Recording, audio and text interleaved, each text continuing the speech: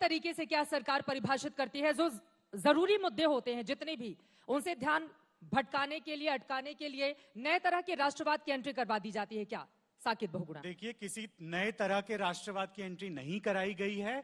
एक basic difference होता है पेट्रियोटिज्म और राष्ट्रवाद जिसकी हम बात कर रहे हैं, उसमें एक डिफरेंस है।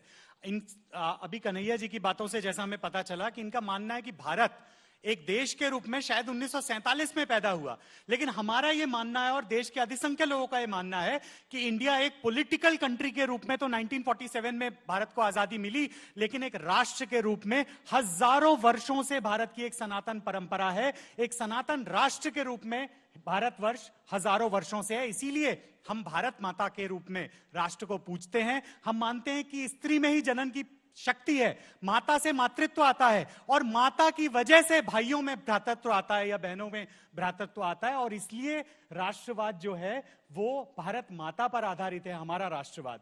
और केवल 1947 में भारत को जो आजादी मिली एक लंबे संघर्ष के बाद, उसका पूरा सम्मान है, संविधान का पूरा सम्मान है, लेकिन उसके साथ साथ उसके हजारों वर्षों का जो हमारा इतिहास क्रम है उस पर भी ध्यान देने की आवश्यकता है, उसको भी अपने दिल में रखने की आवश्यकता है। ठीक है, उन्होंने कहा कि भारत माता ही हमारा राष्ट्रवाद है, तो भारत माता के बेटे बेरोजगार घूम रहे, आपको पसंद आ रहा है? भारत माता के बेटे जो किसान 1 साल से सरहद पर बैठे थे, उनकी जानें चले गई, वो आपको पसंद आ रहा है? राष्ट्रवाद का मतलब ही यही हम कह रहे हैं ना कि राष्ट्रवाद का मतलब, हम भी भारत माता की जय बोलते हैं, लेकिन उस भारत माता की जय बोलने के इस देश में जिन लोगों को तकलीफ है उस पर तो आप बात करते नहीं है। आपकी अभी जो राष्ट्रवाद पर बात हुई उसमें ना आपने किसानों की बात की, ना नौजवानों की बात की। क्या इस देश में 80 करोड़ से ज्यादा नौजवान इस देश के प्रति मोहब्बत नहीं रखते? कृषि कानून वापस तो ले लिए गए ना, और प्रधानमंत्री ने राष्ट्र के नाम संबोधन में माफी भी मांगी उसको। अच्छा, 1 साल के भीतर 700 लोगों की मृत्यु हो जाती है। उन्होंने कहा वो किसानों के हक में था, 700 लोगों की मौत के बाद आपने माफी मांगी। किसान यही कहते थे ना। आज देश का नौजवान कहता मैं रोजगार दीजिए, आप नहीं देते। किसान ने कभी नहीं मांगा था 3 कृषि कानून, आपने दे दिया। 700 लोग की मृत्यु हो गई ना। अब सोचिए, ये कोई बड़ी बात नहीं आपको दिखती। आप एक आदमी अगर गाड़ी लेकर जाता है, अकस्मात होता है, उसकी मौत होती है, पूरे गांव में खाना नहीं खाया जाता।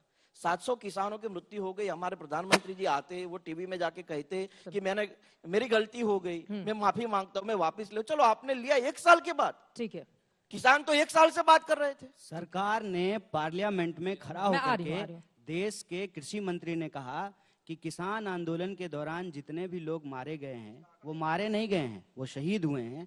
और वो कहते हैं कि हमारे पास कोई आंकड़ा नहीं है, इसीलिए हम मुआवजा नहीं दे सकते हैं। ठीक है, देखिए, मैं कहता हूं कि बहस को उलझाना नहीं चाहिए। ठीक है साकेत जी, हम ये कभी नहीं कहते हैं कि भारत 1947 में पैदा हुआ है।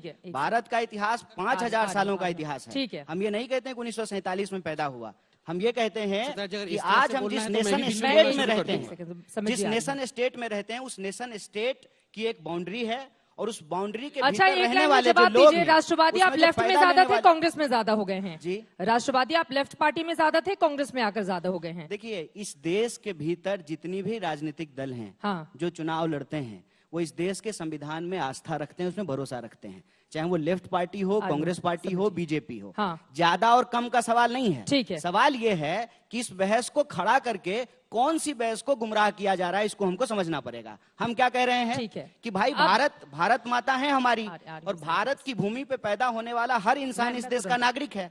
और वो नागरिक जब नौकरियों के बिना भटकता है, जब उसको ऑक्सीजन सिलेंडर नहीं मिलता है, अस्पताल में बेड नहीं मिलता है,